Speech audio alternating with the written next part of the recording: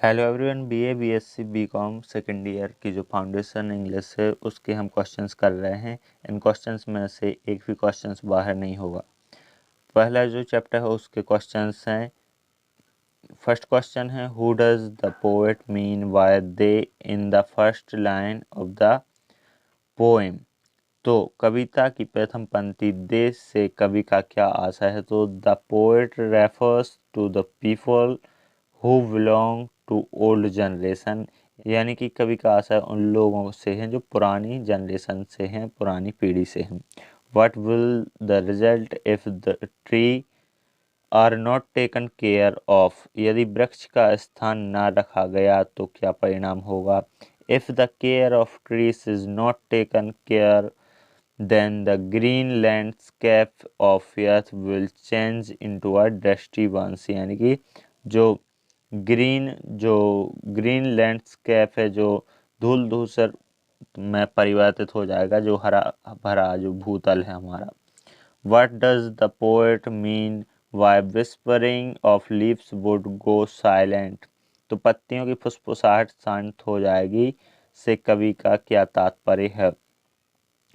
तो the poet means that all the trees would be perished, यानी कि नष्ट हो चुके होंगे सभी। यदि फुसफुसाहट ही शांत हो गई तो फिर क्या, पेड़ तो नष्ट ही हो जाएंगे। What does the poet wait in vain, कवि किसका इंतजार व्यर्थ में कर रहा है। The poet is waiting for the slow unfurling of words in vain. Where does the poet pile rubbish upon rubbish, यानी कवि कहाँ कचरे का ढेर लगा रहा है। तो the poet is filling rubbish upon rubbish in a dusty landscape, कवि धूल से भरे भूदृश्य में कचरे का ढेर लगा रहा है।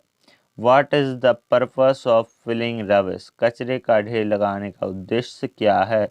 तो the poet is trying to create a tree by piling rubbish, यानी कवि कचरे का ढेर लगाकर एक वृक्ष का निर्माण करने की कोशिश कर रहा है। How does the tree create by man look like, मानव निर्मित वृक्ष कैसे दिखता है।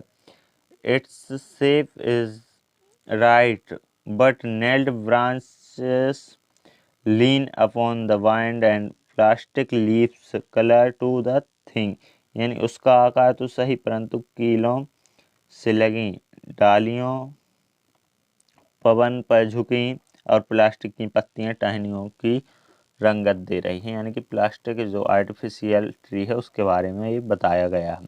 Why do you think the tree is not stirred despite all efforts, तुम्हारे विचार से क्यों वृक्ष को जीवंत नहीं किया जा सकता सारे प्रयासों के बावजूद।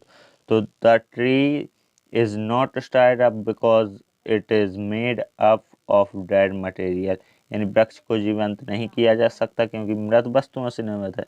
आर्टिफिशियल जो ट्री है उसमें जीवन डालने की बात यहाँ पर हो रही है। How do the tree sing, वृक्ष कैसे गाते हैं। The tree sing when they are stirred by love, वृक्ष गाते हैं जब उन्हें हिलाया जाता है। Explain the word weary in the last stanza of the poem, कविता के अंतिम पद में प्रयुक्त वेरी शब्द का अर्थ है। तो इसका अर्थ क्या है, पूरी तरह थक कर चूर चूर हो जाना, पूरी तरह थक जाना। यानी what is the caution that is reflected in the tree, यानी कि उसमें कौन सी सावधानियां परिलक्षित हैं। तो the caution is that if we continue to exploit, यानी कि यदि शोषण किया जाता रहा तो उसमें कोई जीवन ही नहीं बचेगा, प्रोड्यूसन कैपेबिलिटी ही नहीं उसमें रहेगी। Return the summary of the poem tree, तो AIMP है क्योंकि समरी आ जाती है। Write the summary of poem tree, what does Tina Morris says in tree. तो the present poem tree shows the importance of trees, यानी कि trees की महत्व को बताता है। The poet makes the present generation realized, यानी कि वर्तमान की जनरेशन को रियलाइज कराना चाहता है कि but the world without would be without trees, यानी कि पेड़ों के बिना जो ये वर्ल्ड है, जो ये दुनिया है, ये कैसी होगी। He says we did not know beforehand that how the world would look without trees, यानी कि यह जो संसार है यह बिना वृक्षों के बिना कैसा दिखेगा यह बताना चाहता है। नाउ अब the whispering of leaves has become silent, यानी कि जो पत्तियों की सरसराहट है वो साइलेंट है, यानी कि खामोश है। The lively green spring has dead a fail death, यानी कि जो बसंत ऋतु है जीवंत हरा भरा रंगहीन मौत मर चुका है, यानी कि जो हरा भरा है, जो लैंडस्केप है वो नहीं है, वो सब धूल में परिवर्तित हो जाएगा।